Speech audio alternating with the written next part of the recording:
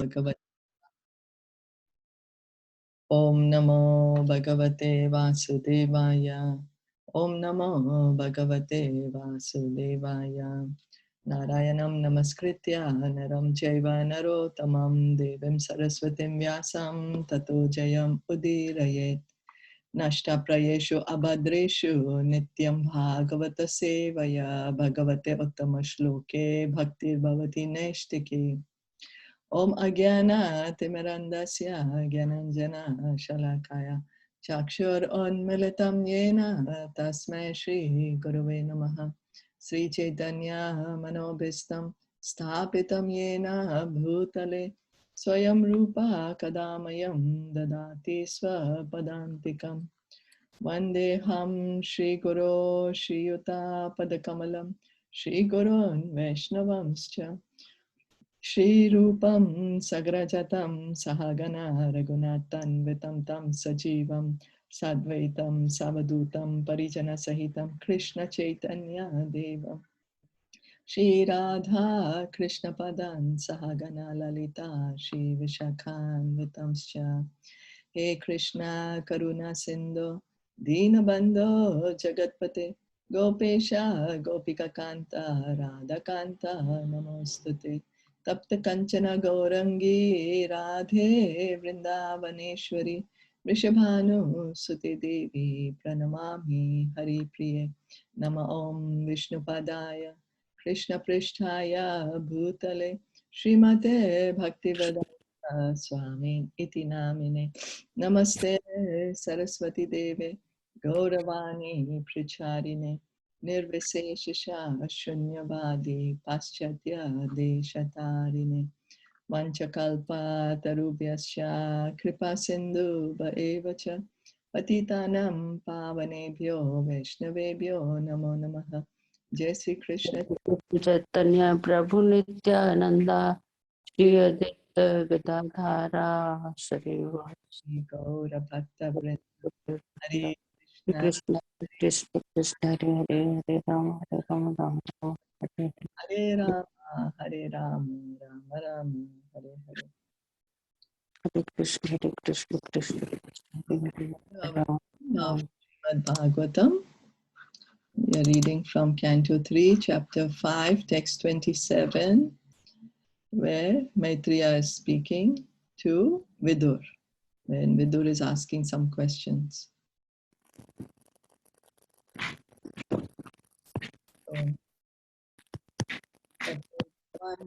Mahattatvam avyaktat kala. Sorry. Yeah, avyaktat kala choditat vignatmanat ma dehastham vishvam vigna vyanjams tamo nudaha. Thereafter, influenced by the interactions of eternal time, the supreme sum total of matter called the Mahatattva became manifested. And in this Mahatattva, the unalloyed goodness, the Supreme Lord, sowed the seeds of universal manifestation out of his own body. So Maitreya Muni is speaking so much detail, step by step, what happened. In due course of time, the impregnated material energy was manifested first as the total material ingredients. So we heard yesterday how Mahavishnu, he lies down and then he was glancing at the material, at the Mahatattva, at the material energy. And with his glance, he puts the living entities. So the living entities are now already put in the material energy. So then what happens? That all the material ingredients are there now. So, and then with time, time, Kal, that's why Kal is important. Then with time, the one thing after another becomes manifest. So everything takes its own time to fructify, and therefore the word Kala Choditat, influenced by time, is used herein. The Mahatattva is the total consciousness because a portion of it is represented in everyone as the intellect. So what is the Mahatattva? The Mahatattva is all the material ingredients are there, the material energy. And it's referred to as total consciousness. The Mahatattva is directly connected with the supreme consciousness of the Supreme Being, but it still appears as matter. So this Mahatattva is actually the Chitta, the Chit that is there in each and every one of us. And in this Mahatattva, the unalloyed goodness. So this Chitta, it is of unalloyed goodness, right? Let's see the word Chodita. Yeah. It's directly connected with the Supreme Consciousness, but it still appears as matter. So this Chit, it gets manifested in each and every one of us also. And it's the consciousness, the Chitta. The Mahatattva or shadow of pure consciousness is the germinating place of all creation. It is pure goodness with a slight addition of material mode of passion, and therefore activity is generated from this point. So this is the beginning that the Chit is manifested. It is almost goodness, pure goodness, almost pure goodness, but just a little bit of passion there. And so when we are chanting the Hare Krishna mantra, all the dirty things are being gone away, then this pure Chit is going to be, it's going to be revealed. And then we can see our own self and we can see the Supreme Lord. Is that okay?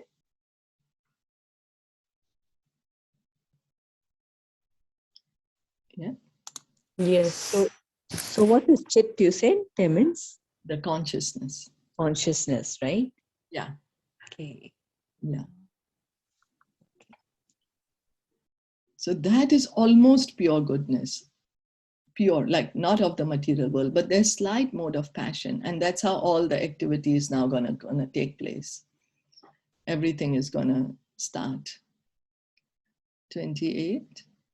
So api amsha guna kalatma bhagavad drishti gocharaha atmanam vyakarod atma vishvas vishvasyasya sisrikshaya. Thereafter, the Mahatattva differentiated itself into many different forms as the reservoir of the would-be entities. The Mahatattva is chiefly in the mode of ignorance, and it generates the false ego. It is a plenary expansion of the personality of Godhead with full consciousness of creative principles and time for fructification. So the Mahatattva is the medium between pure spirit and material existence.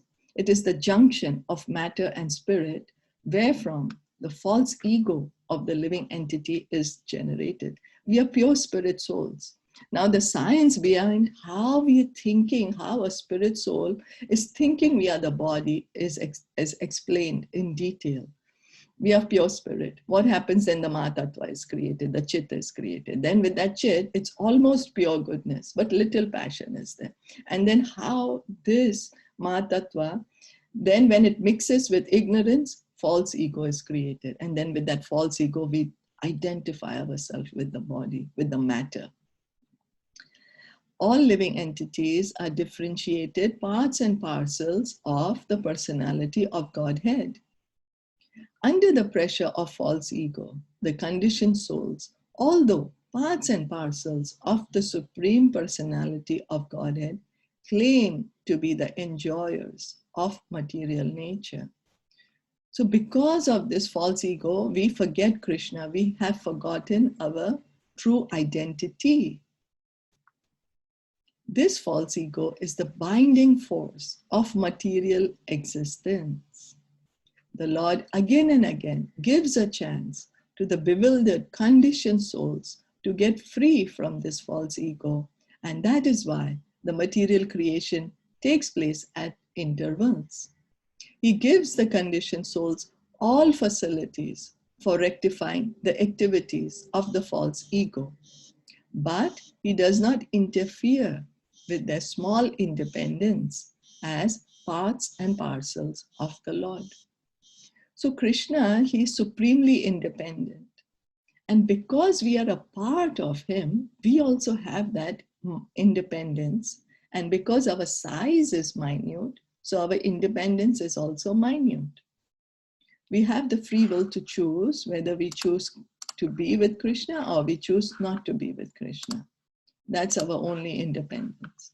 And Krishna does not interfere with us, that independence. He lets us play here in this material world as long as we want to. But what does he do? Time and time again, he comes himself. Time and time again, he sends his pure devotees to tell us, hey, you are not this body. You are a pure spirit soul. You are my part and parcel, and you have a loving relationship with me. So come back. But we are so much in the false ego that we refuse to listen to him. We are not able to understand. Even a grass is always thinking, oh, I'm a grass, so I must stand like this. A tree is thinking, I'm a tree, so I must stand like this. We are thinking, I am this human being, so I must behave like this. All this is due to the false ego. Is that okay? Yeah. Yes. So text 29.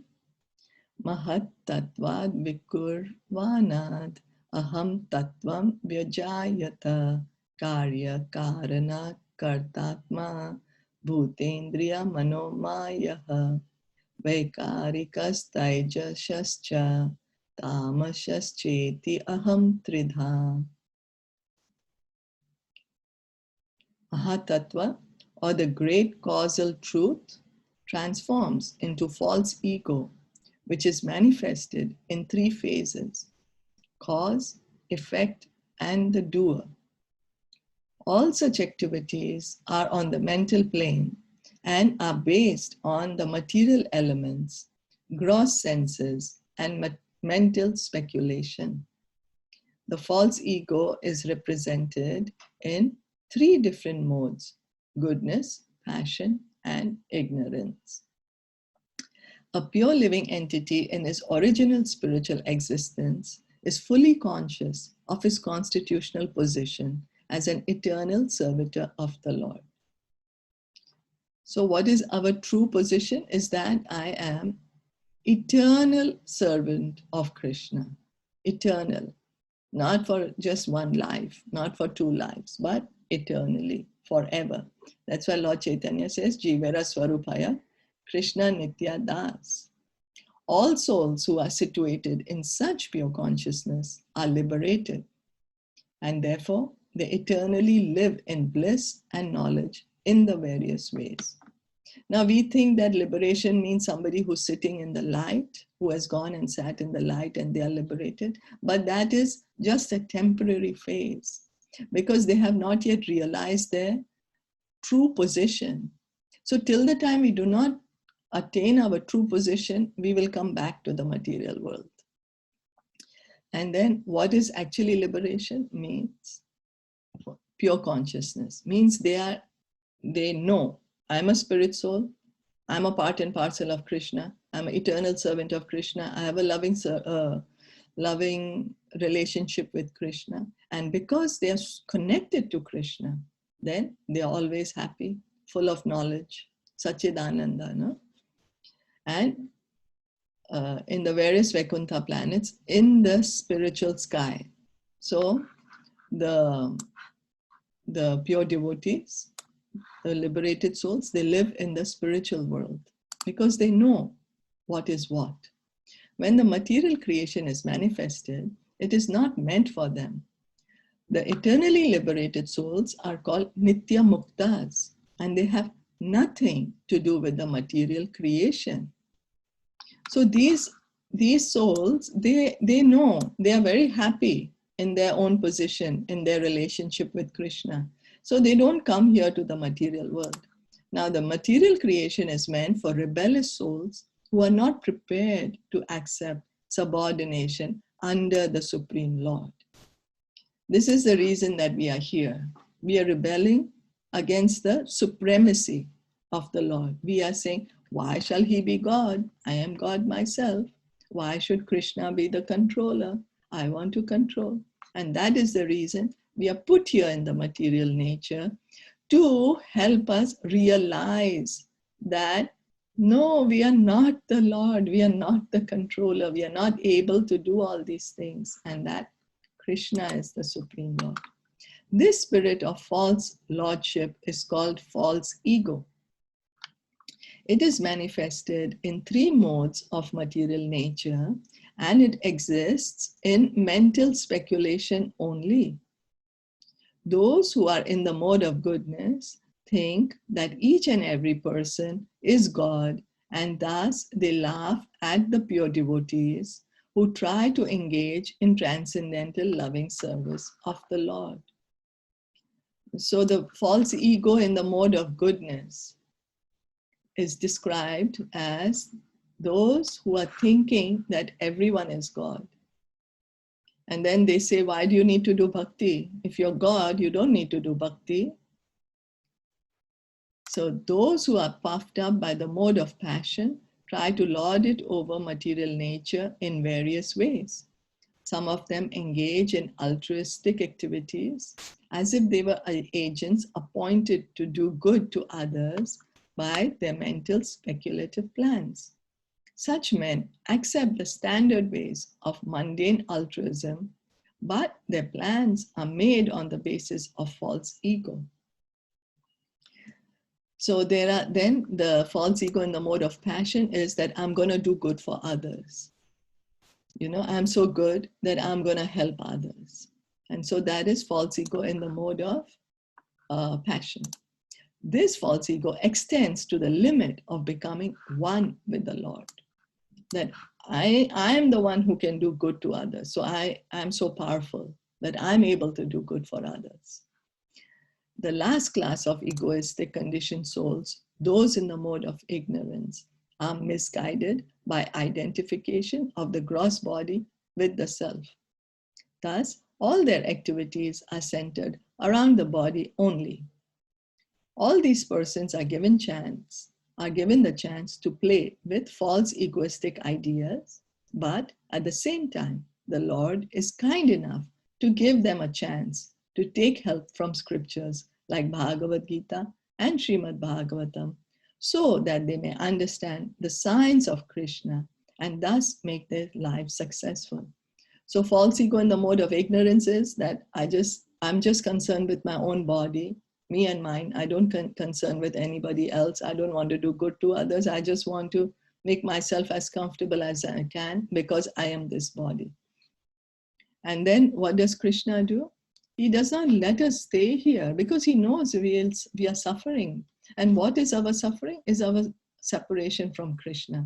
We are spirit souls. We are Sachidananda. Now we are living in this atmosphere of this material world. So of course we will be unhappy. So Krishna does not want us to be unhappy. And that's the reason he keeps coming again and again and gives the instructions to us in scriptures like Bhagavad Gita and Srimad Bhagavatam. The entire material creation, therefore, is meant for the falsely egoistic living entities hovering on the mental plane under different illusions in the modes of material nature. So we, under the influence of false ego, we are thinking we are the body. I am this one, I'm that one, I'm male or female, I'm a human or I'm an animal. You know, all this is on the mental plane. It is not a fact. That we are in the material world is a fact, but that we are the body is not the fact. That is the illusion. Is that okay? So are they trying to tell here about the different people who react to like the understanding of Krishna, right?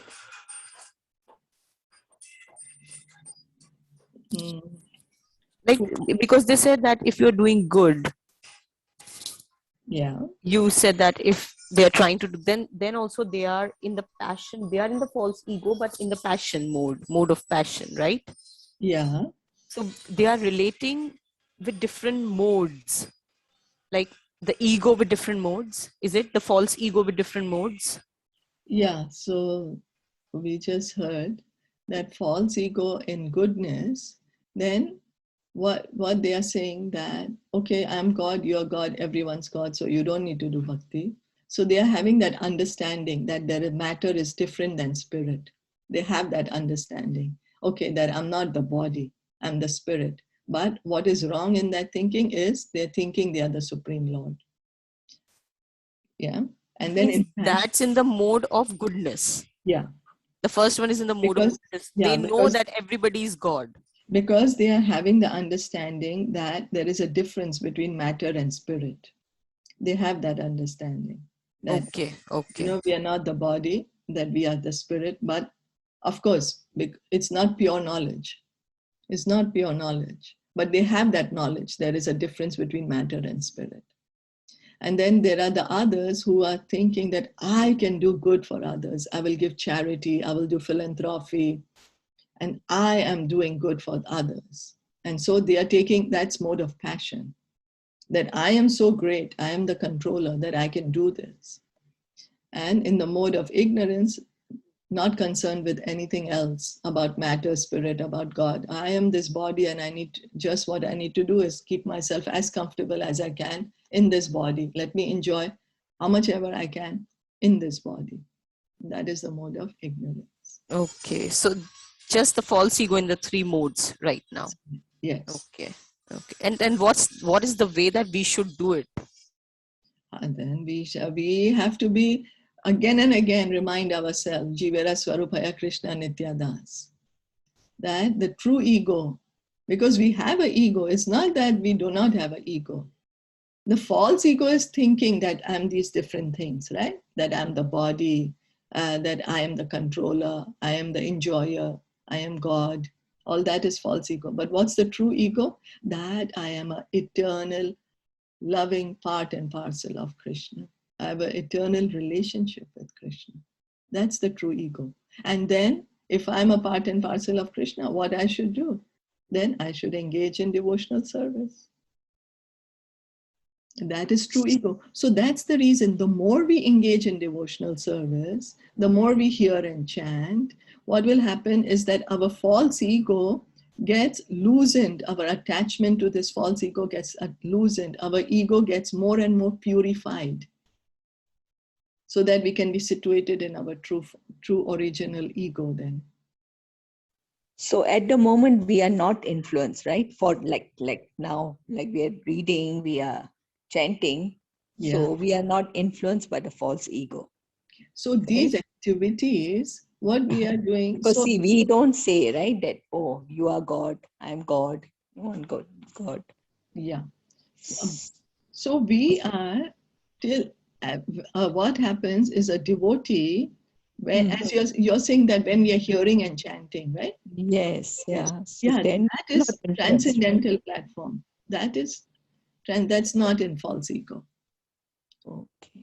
That is pure bhakti, hearing and chanting.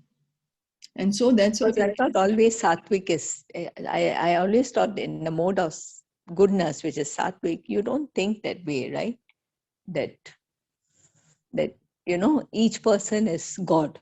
So that part I can't understand. I can't understand that part. Yeah. Why is it saying like that? Yeah, it's true. It's true. Even I can't, but I'm just trying to understand is that probably it's because they have that differentiation that, okay, that matter is different than spirit, So they do have that kind of an understanding, which is a higher understanding than the other two, Like the ignorance is like, really, I'm just the body and I don't care about anything else. So that's more like the animalistic life.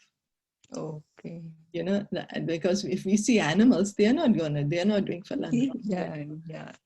Yeah, so that's animalistic life. And so now what we have become, Sri Bhagavatam says, till the time we are just concerned with the body. That's why Bhagavatam says we are animals. Till the time we are only concerned with the body. Yeah. Okay. So a lot of people in India are in mood of goodness because they always say, ye bhi Bhagwan, sab. Yeah, a false ego in the mode of goodness, but they're still in the false ego. No, again, you see, Krishna says in the Bhagavad Gita, how do we act in the mode of goodness? What is a person eating? What is he acting? What, Yeah, the he's set of giving food also he's giving gives, yeah. very detailed information. This is just a false ego.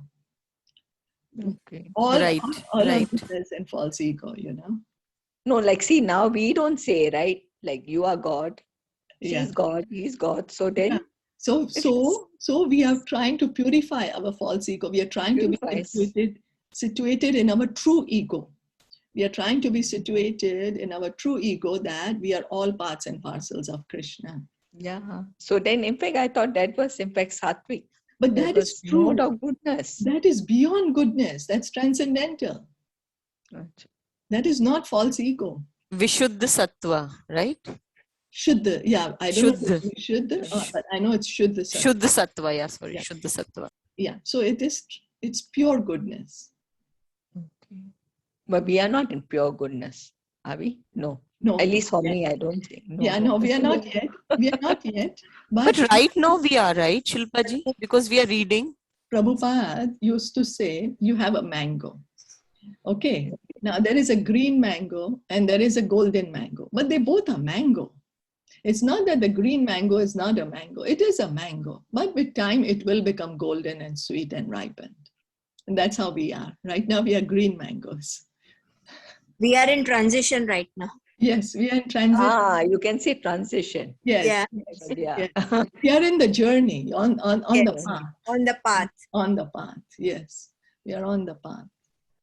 And so we have to continue to be on this path, Continuity matters a lot. Yes, yes, yes. That's a good way. Transition. But you said that whenever we are doing, like when chanting or reading, we are in Shuddha Sattva. The activity is Shuddha, no? That Yeah. is bhakti. That is Okay, that is bhakti, right? Yes. Yeah. Hearing and chanting about Krishna is bhakti. When you're reading Bhagavatam, Bhagavad Gita, all this is bhakti. So I- that is all in that- mode of goodness. That is in a mode of goodness. All that is on the platform of the soul. It's nothing to do with the body. That is the mode of pure goodness when we are hearing about Krishna. We do not realize it because we are so dirty. We are not able to understand. The consciousness is so bad. But why does it help us? And you see, that's why they say that one name of Krishna, if you say it purely, you can be with Krishna. But it's just because we are so dirty. You can think of it like that. Taking shower, right? So we are taking the shower right now. We have started taking the shower, but it takes time to clean the grease because the grease is so much. So we are putting the soap and trying to clean it up. So the cleaning process is going on for us. Does that make sense? Okay. And I also think like the activities that you do, so that also, again, there are three kinds, sattvic and rajasic and Yeah, every activity. Yes. tamasic. Yes. So then that is again different. Okay, like you choose, okay, if you want to do some worshipping, and if you want to do something, another activity, so there's a difference. That's Then right. it comes, right? Yeah, That's okay. right. But Wait. also, Krishna says in Bhagavad Gita, worship is also of three kinds. You see, Yeah, that's right. Three kinds, right? So it's like mode of goodness. Yeah. Worship is also three kinds. Also three kinds. Okay. Worship in the demigods is mode of goodness. Worship to any ordinary person, thinking a person is God and worshiping him. That is the mode of passion. And worshiping ghosts and spirits is mode of ignorance. Right, right. Okay. Yeah, so each of our activity is also influenced by these modes, as the false ego is influenced by the modes. Okay. He has explained in quite detail, right? Everything, the food that we eat, Everything, the food, yeah. Yeah. everything that we So charity. everything is influenced, I think, by the modes of. So whatever we do in this material world is in the modes, and that's why it's very difficult to come out of this material nature. Yeah. Krishna says that because the modes are very binding. They have caught us. But the minute we surrender to Krishna, Then we can transcend Yeah. above. transcend that mode. So for us, what we are doing, we surrender. Then to that time we are above the mode. Then again we come back in mind. Again we fall back. Yeah. Yeah. Then that's we what. go, then we transcend, and then again we fall back. That's what Right. we are doing. But hopefully, by doing that, we are coming closer and closer to Krishna. No? At least that one step closer, Mm. and then one step closer, and then maybe 3/4 step back.